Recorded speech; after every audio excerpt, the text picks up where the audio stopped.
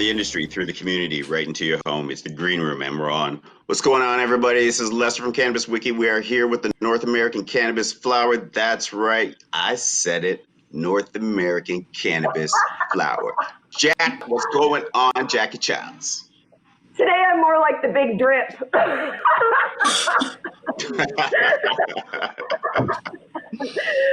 good. Welcome everybody. So Hey, welcome to the Green Room, everybody. So I got to ask you, how are you feeling? Because you're at home. We know that you're going through another bout with Crohn's. So how are you today? Well, Lester, in a few short hours, I probably won't stay home. We've decided that I can't be like this anymore. I'm going to have to go into the hospital and figure out what's going on. It's just, I can't go days and weeks and months without eating, and I can't keep even alcohol. I can't keep even water down or anything. So I'm going to, this afternoon, I think we're going to head over and see what we can do. It's, who knows, because if they told me it was going to end tomorrow, I'll deal with today, but it just seems to be getting progressively worse. And I'm trying to do yoga. I'm trying to meditate. I'm trying to smoke my weed. I'm trying to eat all my edibles, but normally it levels off and then we start to be better. And now I'm just going further and further down. Right. So, and we're on this is the beginning of the third week. Friday's the beginning of the third week. So yeah, Crohn's, no fun. But I couldn't cancel on today. We got to check in. I couldn't cancel on today's show. I'm really excited. I'm really proud to see, to talk to our next guest and how far she's come and all the stuff she's had to endure to get into the legal realm of this freaking industry. And I didn't want to bail. And I needed to talk to you for a few minutes, laugh for my 15, 20 minutes of the day, and then I'll go back to shitting myself.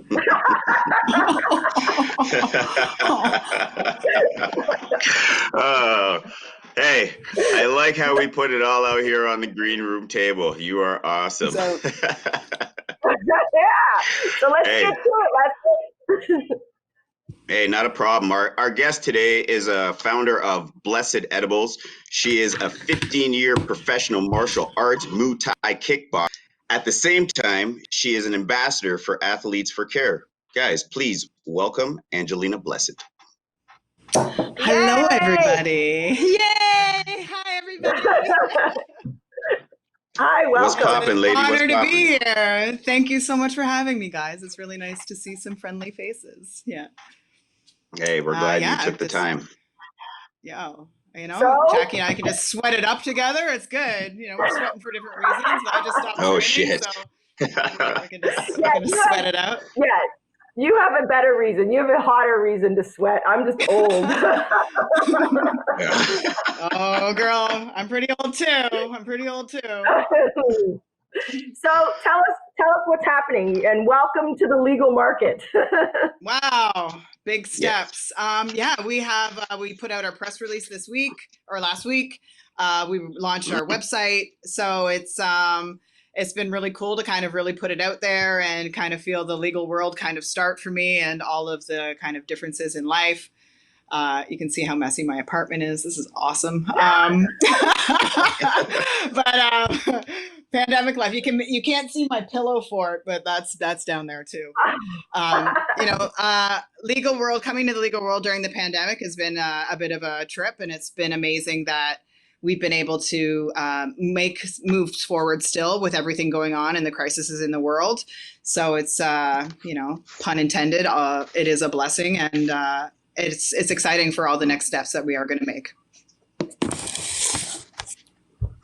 So tell our viewers and everybody exactly what is Blessed Edibles. Blessed Edibles was something that I didn't start it to try to make a brand. I didn't start it to try to start a company. I was just looking to kind of help myself through being an athlete and help friends being athletes. I hadn't smoked cannabis since high school. And just because I had been such a strict athlete, I was just taking control of everything that was going into my body. And I was breaking down slowly. There were a couple of concussions, and there was a lot of cortisol level issues and exhaustion issues and just aches and pains. And I didn't want to take pills, and the doctors were offering me medication, and it just didn't feel like the right thing to do. And so I started smoking a little bit of weed, and automatically it was a world of difference in getting some rest. So that's where it started for me, was just trying to get some rest and relaxation and some sleep. And I found as soon as the sleep patterns kind of kicked back in, then I was able to eat a little bit better, and everything just started kind of rolling together a little bit better. Now, I didn't really want to smoke. I found it had really bad effects on my lungs, and I still do. I don't smoke too often, or just try to be careful with how I smoke. So I started making butters, and the cookies got into the right hands of somebody. And then Damien Abraham did the Vice documentary called Cannabis Candyland. And it kind of just started my name getting out that way. I got to beat up Damien Abraham on camera. That was like back in 2016. And so it was really weird and different, because all the other edible makers were all masked up and had their voices changed. And then there was just me and like, hi, everybody, I'm Angelina in the ring. And it was just, I'm like, no, you don't need to change my voice. I'm just a girl who likes to make cookies for her friends. So I helped a lot of patients back in the day, and a lot of medical patients, and just help people get the medicine into themselves and be able to recover as they should. So the trip kind of started there. And then through that, we won the second best edibles for Lift, and I believe it was 2017. And I didn't even know we were up for that. That was like a total voter thing. So that was really cool. And from there, it's just kind of rolled. I sat in a lot of corporate meetings with a lot of people that don't have a clue about cannabis. And I would say a lot of the corporate world still doesn't have a clue about cannabis, but we finally found a partner that was, that really believed in what we do and really believed in the brand, and has been able to just kind of let us do what we want to do and keep it to its pretty cool legacy roots and its authentic self. So, yeah. That's what we need more of. Some authentic self. We're doing what we can. We're doing what we can. So it's exciting, and go ahead. So as you're an athlete and taking cannabis, when you compete at high levels, what are the stipulations? I know in my own family, my husband competes at international levels, and he has to, abstain for 30 days, and he has constant drug testing and all kinds of. How does that affect you? And then how are your edibles different, and how can they be used by athletes? I was really lucky. I guess I will say lucky. I was only tested a few times. They don't do a lot of testing in Thailand and China and Mexico. So I was never tested for cannabis, which is really cool. But they look at it as a bad thing though, right? In Thailand? Like Thailand looks at cannabis as a bad thing. The stigma in Thailand is still very, very, very tight and old. Like when I go and I talk to the athletes there are a lot of foreigner athletes, and that's been really amazing to get the information into them. But if you tried to talk to any of the Thai trainers, they think like what you're talking about is really bad. So they still have a long way to go. It just hasn't, the stigma is still very, it's still old there. Yeah. Like in actually in a lot of parts of the world, right? And when you're competing on such high levels, they drug test you, and because apparently it's a performance enhancing drug. I don't know if you feel it does. I totally do. I'm fucking right. I do. Like, I never would have thought that though. Like back in the day, because I was making cookies for recovery, and I was going like hard indica strains and blueberry and everything like that. And it was, there's Tony. So that's Tony. So we, I didn't really understand the performance part, but then after my last fight in China, I came back with a really bad concussion, and I wasn't able to train for quite a while. So at that point, I was just to be like, okay, I had super like nauseous and speech impediment, and it took a long time to come back from that. So I was just taking my edibles and shadow boxing, and I was having to like relearn the movement and kind of find flow in the movement. And that's when I really realized that small amounts of cannabis or small dosages of THC will really enhance the performative movement. And that's where I found a lot of, I thought, harder, faster, stronger was kind of always the route. But now slowing it down, being a little bit more meditative in the practice has really kind of beautified Muay Thai even more so for me. So, I'm not recommending that everybody eats like 100 milligram and go to the gym. Like that's definitely not the route you want to take. But, even if you're starting with, a low dose edible and going for a run or, go throw a basketball around or something like that. So, it can definitely be used for performance enhancing, I believe. Yeah. So is that Lester? we're talking about like more full spectrum? For training for myself, I prefer pretty high dose, not high dose of THC, but like a higher percentage of THC. But for anything recovery or relaxation involved, I am definitely full spectrum. Absolutely. But So your edible line, your Blessed edibles, what are they different? What makes them different? What's your secret sauce? Tell us. Secret sauce. When I started kind of researching, edibles, I found that everything was really, really high in sugar. There was a lot of really cool, excuse me. There was a lot of really cool, nostalgic edibles out there, things that make you think about when you're a kid, fun stuff like that. But I was trying to eliminate the inflammation in my body. So knowing that if I was going to be eating super sugary stuff, I'm just kind of adding to the problem. So I wanted to do things that were just a little bit more sugar-free or ketogenic diet based, and being able to get enough medicine into you that you don't have to consume an entire chocolate bar. You could just have a square of chocolate, get your 10 milligrams, 20 milligrams, and kind of go from there.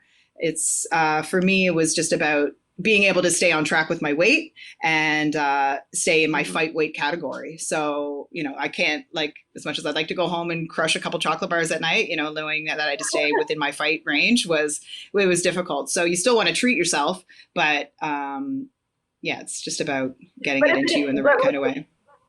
Yeah, and if it is for health and wellness reasons, you're right. We don't want to just be consuming a bunch of chocolate, a bunch of sugar, and a bunch of things that's going to make things spike. And I mean, a handful of chocolate is not really good for you.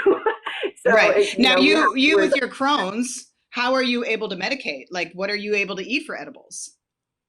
Well, I take a lot of those. I take those Ready-Can, the little gems.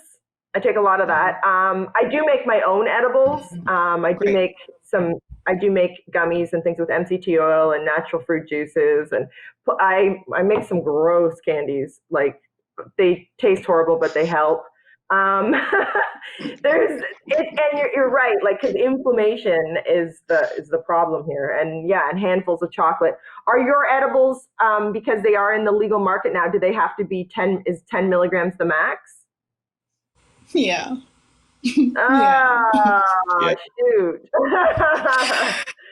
Yeah, so I won't ever eat them. Great. I'm never gonna eat my own edibles. Fantastic. Like, I don't, like, my pandemic nighttime dose was 300 milligrams, right? I won't, I went into the stores to check out all the drinks, and they were showing me drinks that were 2.5 milligrams. I'm like, well, sure, I'd like to spend, Crazy.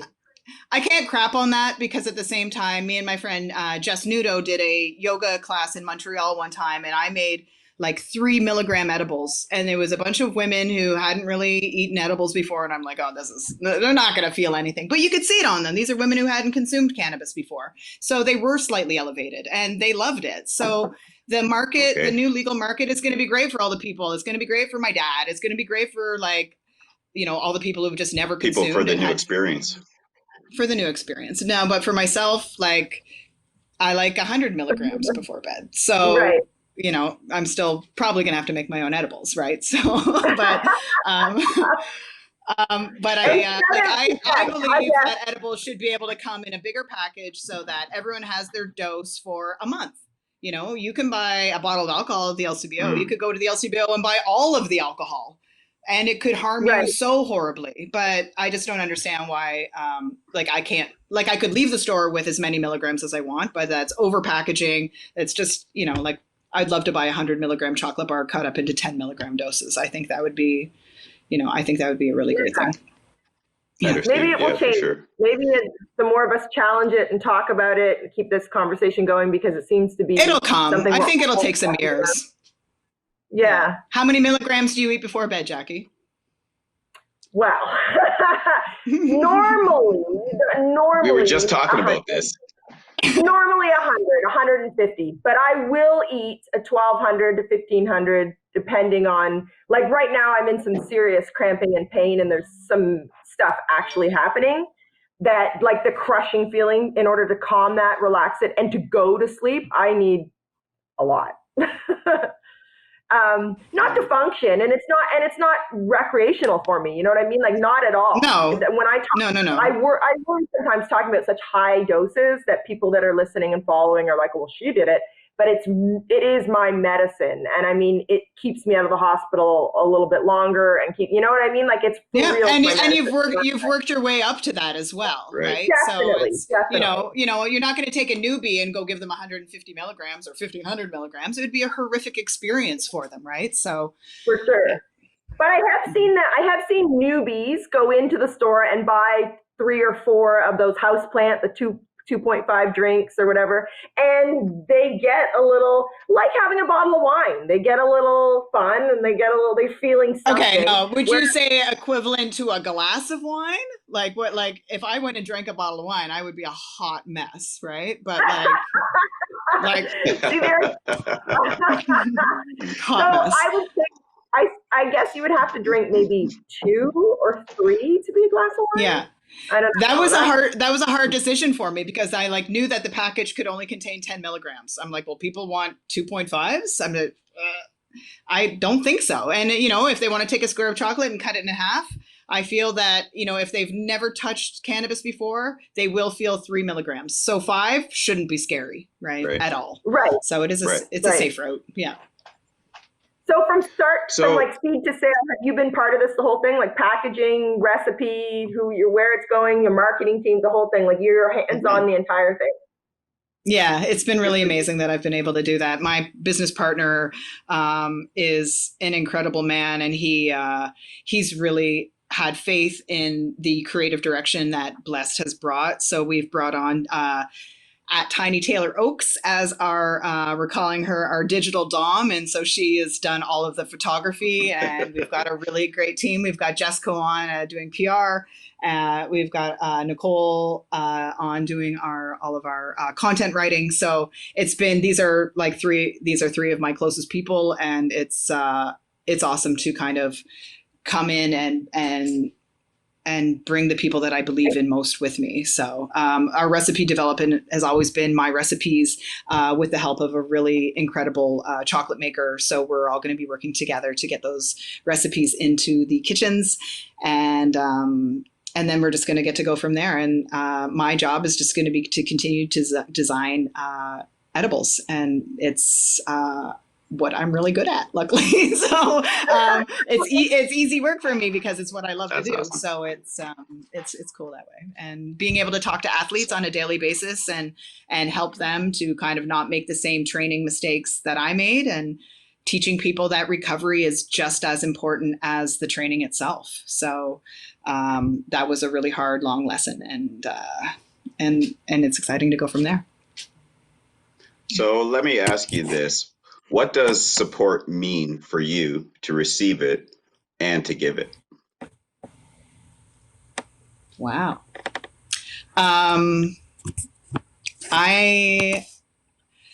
Wow. Support for me is just throw in the deep shit, eh? There we go.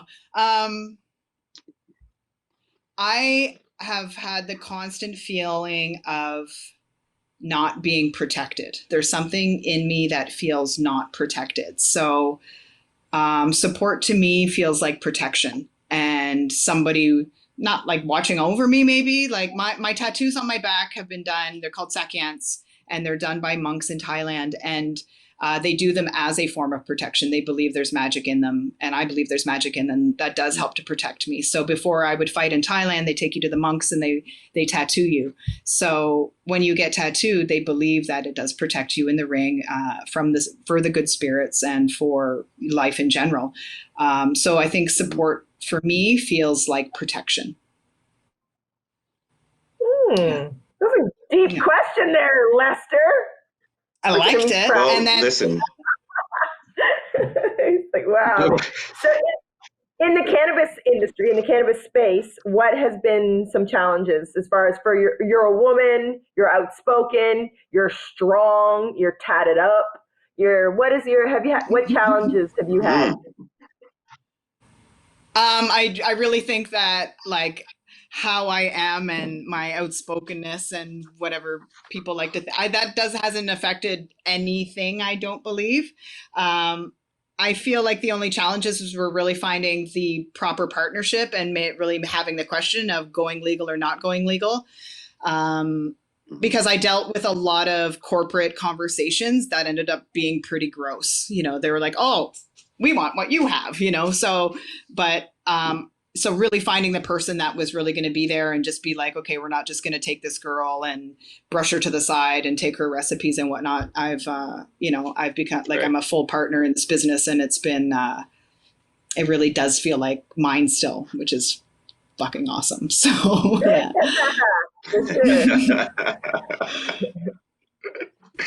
Fucking awesome is what you said, Lester. Yeah, if I can swear, I can swear, right? Yeah. Oh, you could swear, you could light up, you could bong rip. It's comfortable at our table. We want everyone to feel welcome. It's so funny that you said bong rip. So as I was like editing one of the Instagram posts that was coming out, it was one of my quotes, and I was talking as myself as always, and she was like, "Is this what we're gonna say?" And I'm like, "Are we saying rip bongs? Is that the technical term? Like that's not too Cheech and Chong?" But she's like, "Those are your words." So I'm like, "Yeah, I rip bongs. I do. I love to rip bongs." So yeah. So 3-year plan, your 3-year hopes for Blessed Edibles. Where do you hope to be in 3 years? Where do you imagine yourself? The brand. I would like to be in Canada and the States. I believe that the American market is going to be a really amazing thing. I would like to be on Joe Rogan.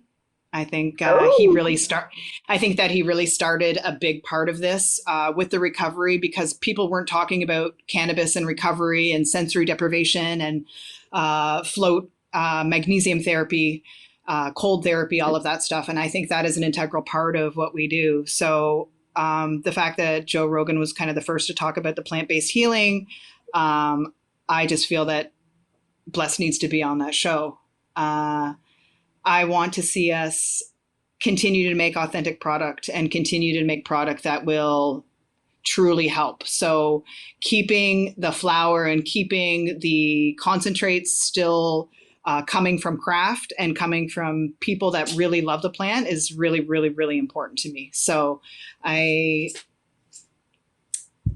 want to be able to eat the medicine always. So there's such a different quality in the product, from say a straight distillate to, cannabis oil to RSO to, so I just want to always make sure that we can still be using beautiful quality product.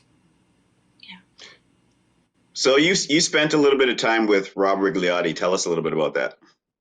Ross Rembliotti. That's why I rip bongs. Ross Rembliotti taught me how to rip a bong. It's true. So I went to Kelowna. I had some products in a store in Ross's Gold in Kelowna before that got shut down. And I ended up becoming quite good friends with him for a little while. And I stayed with him and his family out in Kelowna. And I wake up in the morning, like we'd all wake up early, and he would get on his bike to go for a ride. And he'd be like, "Why don't you rip a bong before you go?" Okay. So that was like the real first time that I like ripped a bong, and like all of a sudden I'm running, and it, it's like first 5 minutes of the run, you're like, oh my, everything hurts and my lungs suck and I don't really want to do this. And then all of a sudden it's like 10 kilometers later and I'm in the mountains of Kelowna, and I just like, Okay, Wow. so that was my first kind of learning about achieving runner's high without having to run to achieve runner's high. So that, so I've had a lot of, my job as research and development, I'll eat a big dose of edibles late at night. And then in the morning I wake up and I'm still feeling the effects of it. And then I just go for the run. People are like, how are you inspired to do that? I'm just like, I just kind of go and do it. And it's done before I've even realized that it's happened. So it's, cannabis is an amazing tool for performance. And, and Ross really showed me that with his, he has a great line of bongs and it was cool. We hang out with him at the pool and he's got beautiful plants growing in his backyard. And he was a pretty dope dude for sure. Yeah. Pretty dope dude. Nice. Yeah, we like him a lot. Yeah. So is cannabis part of your everyday routine? So as an athlete and training, is cannabis every day? That's something you consume or use somehow as part of your whole fitness regimen and your routine? Absolutely. I wake up in the morning and I will sativa bong before my run.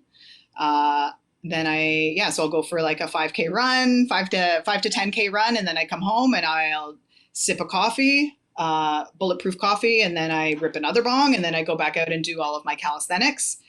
But then I usually don't consume too much in the afternoon. And then evening will be, I'll have like a 420 blunt with my partner. And then I'll eat edibles before bed for full recovery. So that's that is my absolute daily routine. So that's every day. And a favorite range, or whatever word you're using. What's your favorite? What do you smoke? Like I like Pink Kush and Blue Dream. Okay. You like? Oh, okay. What do you like? Blue Dream's always fun. I gelato, any of the silver hazes, Boom. Lemon hazes. I'd really like sativas make me super squirrely. That's not something you want to see me in the apartment just hanging out because I'll just be like, I'm a weirdo on the best of days, but so it's like and then just let me go, so and then you'll see me ripping down Queen Street like a fucking maniac. But it's just that moment of getting out of the house and then the nice neighbor lady tries to stop you and it's like I just gotta go. I don't want to talk about where I'm just gonna go. So but that's me, 7:45 a.m. like reeking of weed, leaving the house, and everyone's like, "Where in the fuck is she going again?" So, but the neighbor ladies think it's pretty cool, but I just keep doing me. Yeah. All right. So before I let you go, I got another hard one to give you, because I believe from myself watching your journey, from where I stepped in, I think this question, I'd like to hear the answer of it, and maybe a lot of your viewers and your fans would like to hear the answer of it too. So how has personal relationships affected your progression? Yeah, I've been watching my shit, eh? So.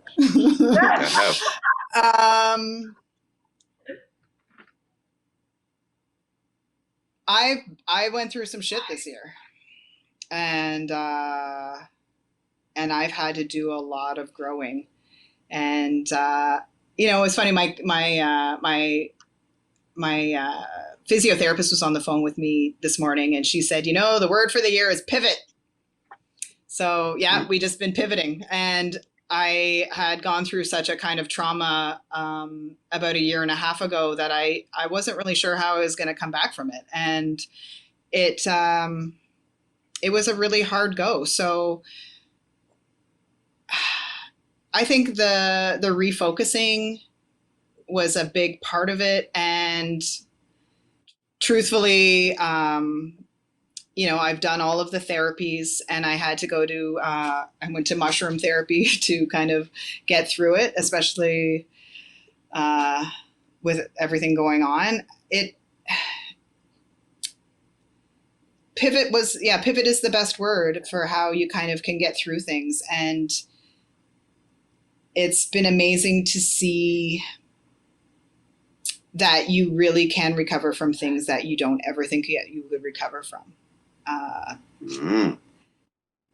Yeah, it's I don't know. I hope that's an okay answer, but it's it is okay. The reason I asked is because a lot of people watch your journey, and a lot of people they wonder how you do what you do.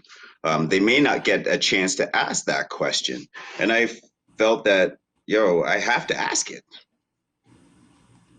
It's, you know, and like everything with pandemic and like I have all sorts of fun traumas we could get into, but we don't need to. And I had to face some shit that I didn't know how to face. And it was the hardest things for me to face, being alone for a pretty long amount of time. My partner was across town and it was terrible. And so I had severe panic attacks. And, you know, what are you doing when you knowing the whole world is kind of in turmoil as well?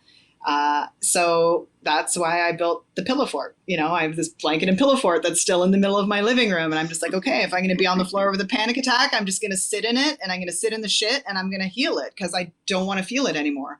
So me and my, 800 weed pillows and blankets and cats, and we just sat down there and we meditated. And, I had a lot of good help from from Ashley, who does the cold plunges. And I just had a lot of people we did a big, I did a group meditation every single day for the first, I think, 30 days of the pandemic.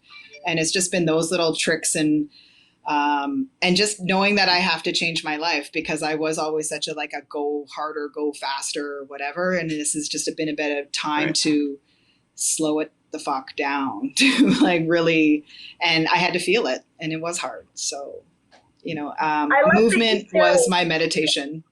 So, I like that you're sharing this. I like that you're sharing your softer. I appreciate you sharing this. Your human side, because you do come across almost, not like subhuman or whatever. Yeah, like you've crazy strength and the way you look and the tattoos and what you do and how you come across very like superhero like. So to be able to share. Like everyone thinks that I'm this hard, and I know that I'm badass and whatnot, but honestly, Jackie, You are a badass. I'm the softest little cookie on the inside, though, so I'm a bit softy.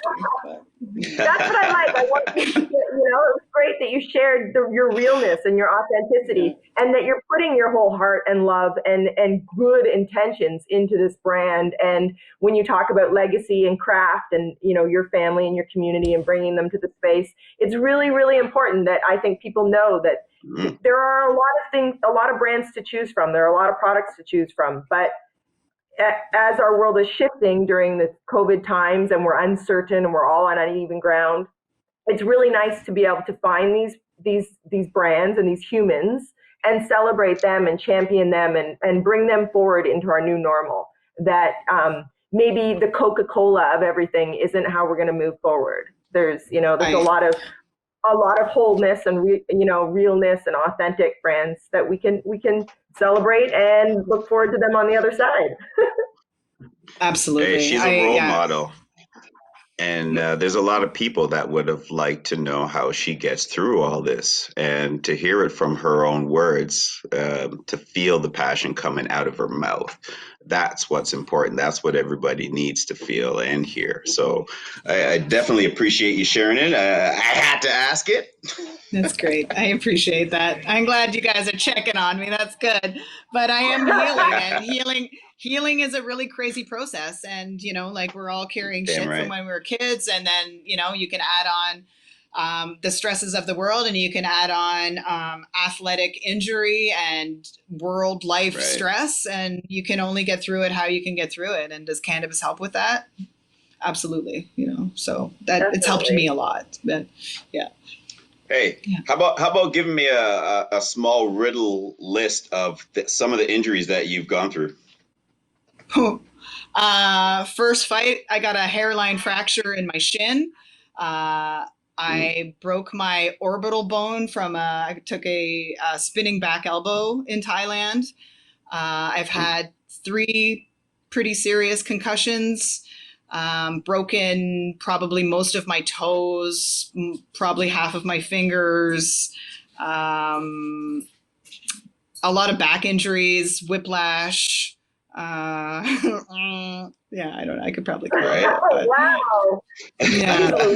Hey, listen, that's just coming from a martial artist. So I understand for something that you enjoy, a physical contact sport, it's not fun. It's love, but it's definitely not fun. So people have to understand some of the injuries that you go through and to see what these people actually do to keep going. It's crazy.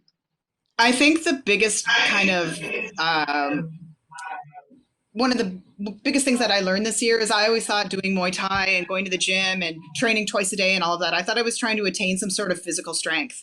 But what I really realized is that, and I'm sure it's probably that way with all martial arts, not just Muay Thai, but it is about mental health. And people that go there, it's the 1.5 hours a day that I'm not thinking about my shit. It's the 1.5 hours a day that I might not have anxiety. Now, it's funny because I trained for 15 years and going to hit pads today, I was super anxious on the way. It's something that doesn't, it's something that I care about so much that I still get nervous about it. And because I love it. I love it so much. But it's it is about mental health. And when I look around at the people that I was training with, I'm like, yeah, we all need this. And it is really important to all of us. Like, fucking, yeah. But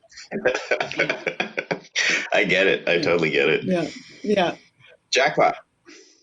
Sorry, I'm still here. I'm just, Crohn's is jumping in the conversation too. Have you tried an ice bath for Crohn's? Have you ice bathed with Ashley yet? I have not done the cold plunge or the ice bath. About 3 years ago, I was at a wellness retreat up north, and I did do one slowly, and like the Wim Hof, the breathing exercise, the whole thing. I threw myself into a real spasm. I threw myself into a real, whether I wasn't doing it properly or I was just so full of anxiety around the whole thing, and I was in the middle of a flare up, and that's why I went. It just, I cramped up, and I booked an appointment to do a float around that same time, and because I had such just a cramping, panicky experience, I canceled the float. So I've never even done one of those deprivation floats where in therapy, I've been told a million times I need to do that I definitely should try and, help quiet the brain, quiet the mind, and relax. I'm the athletic ambassador for Float Toronto. So when they open back up, if you guys want to come with me, then it would be my treat. I'd love to take you. It's really awesome. And then I can feed you full of edibles, and you can that Jaggy score. I keep myself in spasm, right? And it'd be good to not be in spasm. I keep myself like this all the time. I'm always that flight or fright. I'm always ready to go. My whole insides are all. And I guess so the cold plunges and the even cryotherapy, apparently I need all this. The entourage effect, not just I haven't done the cold plunge yet. I don't like being cold. Like, I could just live in Thailand in 50 degrees at all times if it was up to me. But I know for my mental health and probably for my bones, I know that I need to get in there. And Ashley, ice plunge, Ashley would just really love to get me in. And I just think for meditative, but I was just wondering if it would help something like Crohn's. But the magnesium of the salt would probably help to calm you down too, right? But I just need to let it go. I need to not, the anxiety and which causes all of the inflammation and all the stuff that's going on. It's ridiculous. It's big accumulative effect. Yeah. This is about you. I mean, you too. It's fine. So where can we find you? Where can we get our Blessed Edibles? Where do we find you? You can go to gallerybrands.com. All of our everything will be available. It's going to be fall of 2020, so we're just a few months away. We're going to be releasing a really great SKU of products, and I'm super excited about that. You can reach me at Blessed Edibles on Instagram or at angelina.blessed, and we're really excited to go. Yeah. I'm really excited. I can't wait. We got to have some edibles and go for a float, Lester. Oh, please come. I'd love that. Yeah, for sure. I'd love that. You're looking at me like, This has been super dope. Amazing. Been super It's dope. been really, Yes. yeah. Thanks for joining us. Thanks for chatting with us today. And we look forward to seeing you again and hearing more. And we look forward to following your journey. Thank you for all the love and support. I really appreciate you guys. Yeah. Thanks for Stay coming. blessed. Hey, thank you. We appreciate you too. Hear that? Stay blessed. Stay blessed. Yeah. That's a great tagline. Stay blessed, my friends. Stay blessed. Yeah, it is. Thanks, friends. That's really good. See you, Angelina. All right, guys. Thank you so dope. much. All love. Yeah. She's dope, man. She's dope. Could you kick her ass or could she kick yours? I'm still here. How about Sounds this? like We're a not even. I knew she was going to set me up. Challenge. There. We'll keep it on the non-physical. We'll do a pad kicking contest. There we go. You got to come meet the coach for sure. Yeah. That'd be amazing. Yeah, I'm down with that. Yeah. Are you still training? You're still training? No, I haven't trained probably for about the last 3 years. I was teaching before that for about 5 years, and then I was competition training. Amazing. Yeah, good. Yeah, amazing. Hey, Lester, you're just amazing. Yes, it's all right. You're too much, Jackie. Stop setting me up. Angelina, it was fantastic talking to you. Thank you so much for your time and sharing the deep stories. I had to ask those hard questions, but I really wanted to give the fans what they want to hear. Really great questions. They were good. Yeah, appreciate that. Have a great day, guys. No problem. Take care. Thank you too. Bye. Thanks so much. Bye. Bye. She's so funny. See, she's cute. She can go and she's cute. Right? That was great. Yeah, it's always a good time when you can come and you get a guest and you could learn a little bit, and then they share their journey, especially the inside shit. You know what I mean? To get away from the surface questions and find out what's going on inside that person and how they made it through. Because, we're all real here. You know what I mean? We all have some iron tank on the outside, but just like she said, a lot of us are soft inside, man. Yeah, a lot of us are soft inside. What about you, Jackie? Are you soft inside? Yeah. You're tough. I think Jackie's the tough one, right? Angelina's still, we need a third co-host.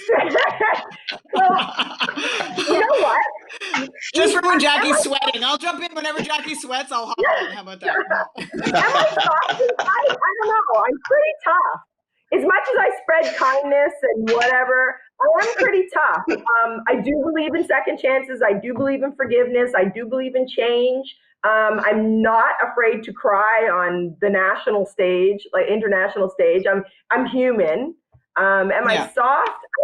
I don't know if the word is soft. Is it pliable, malleable, whatever? Like I can roll with the punches, and if the punches are coming in strong, do I often sit down and just shut up? Not really. That's amazing. Currently, COVID has changed a lot of the way I feel about things that bothered me before. I couldn't give two poops about people that bothered me before. You mentioned Cole, the Ashley Orr girl. I mentioned her. We've not had a very good past. Thanks to a lot of bull, a lot of rumors and fake. Oh, I don't care. I wish her well. Okay. I wish her much success. And part of the whole healing and wellness community is we got to celebrate each other and champion each other. And I mean, I'm sharing, there are some girls online, I share their posts and I put up their stuff. And I mean, we are stronger together. We are higher together. And if we keep spinning our wheels right here, how are we going to grow?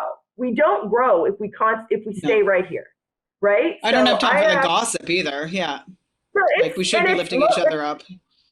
It's like when you ask about the women in the industry, like I don't feel super like I've got a couple of girlfriends, but this has been it's hard. It's hard because it is a very like men dominated kind of industry, but I also don't feel that I fit in with a lot of women. So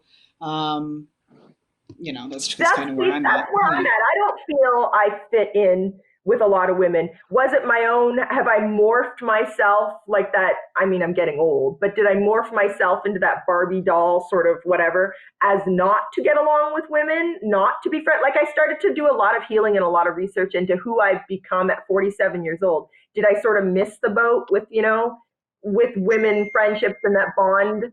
Was I too soft? Was I too hard?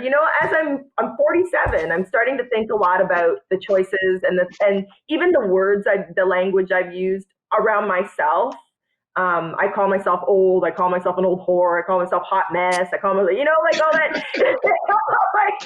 I don't know. You started this, Angelina, when you said, "Are you soft?" I don't know what I am. I change daily. I think you're a good mix. I think you're a good mix of both. And you know what I can say? Do I get pissed off? Do I get mad like all of us do? Do I react? I'm really, really working on the reaction. Like you said, the word for 2020 is pivot. Reaction for me is my word. Sometimes I take time now, the last couple months, to respond to things. Before I would respond right away. It's too easy. It's too easy just to go off. So, I gotta step back. Yeah. And this exactly. is like this platform, like to talk to people and hear about their healing journeys and what they're experiencing in the industry as a woman, as a man, as a person of color, as a transgender, whatever I'm learning a lot that we are all human. We're all human and we're all flawed and we're all doing the damn best we can. We're all fucking traumatized and we're all just trying to get through it. I mean, real shit. Right. We are all traumatized for sure. We're all dealing with baggage. And we brought it up the other day that the whole world is in some sort of like PTSD right now. We're definitely all dealing with it on some level. You just couldn't, 100%. You can't be immune to it. Even if you're off grid, the world just doesn't feel right now. It just doesn't feel right. No, I ran into my neighbor this morning and I haven't seen her. Like I kind of and I know that she hasn't left the house in months and I know she's not doing well from the other neighbors. So I'm like, I can see your face. Are you good? And she's like, yeah, I'm great. I'm like, no, really? She's like, well, no. I'm like, yeah, me neither. It's fine. Like, can we just all be real that everybody's freaking out and I'm only having a strong moment right now? That's why I can reach out for you. But like, it's not, but yesterday I was like, blanket fort, eating mushrooms, blanket fort, But today I'm stronger, so then I can go around and help other people, but fuck. Lester will call me before the show or after the show or like to do notes or whatever, and he's like, "Are you good?" I'm like, "No, I'm not good." That was my message to my PR. She's like, "You good?" I'm like, "Oh, it's been a hell of a fucking one." Yeah. She's like, I'm like, "No, I just wanted to let you know that I am not okay." So yeah. We just I'm glad you pulled your shit together, got your technical headphones on, and fuck. Like, yeah, it's gonna be a real fun interview. I'm like, we're reading lips. Well, again, I love it, man. Angelina, thank you for joining us on the room. Thank you for starting some conversations. I mean, maybe I'll reach out to Ashley later and say, it's about time we go for that cold plunge. Listen, I'll come. Okay. Like, I haven't gone, so like, if you want me to come, maybe we could all do it together. Because I know I don't want to do it to such an extent. I don't want to do it to such an extent that it's one of those things that I know I'm probably supposed to do. And that will probably help a lot. So, I've never met a black man that wants to be cold in water either. So, like, I don't know if we could get him in there. See, yeah, no, it's not going to start anytime soon. I've also taken a dread to the float tank, and getting the salt out of dreads is a fucking it'll take a long time. That's a nightmare. A salty dread, yeah. Lester's salty enough. God. Yeah, fuck, eh? She's like, drink. Yeah. That's great, guys. All right, we gotta wrap it up. Okay. From the green room. Have a great day. Thank you so much, guys. Okay. See you later. Better, Jackie. Yeah. I'll talk to you guys soon. Okay. Bye, guys. Talk to you soon. Bye. All right, let's wrap it up. See you later. Thanks for joining me on the green room. That's right. So, like always, we want to tell the community, keep doing your part. Wash your hands. Look out for others. Be thoughtful for your neighbor and your friends and your family. Right? So, for Jackpot, That's Miss Jackie Childs and myself, Lester, for Cannabis Wiki. Cannabis talk is always fresh and a little bit. Today, extra sticky. Take care, guys. Thanks for joining us. Download the Wellness Wiki app, and we'll see you next time on the Green Room. Bye, Lester. See you later, Jay. Peace. Peace.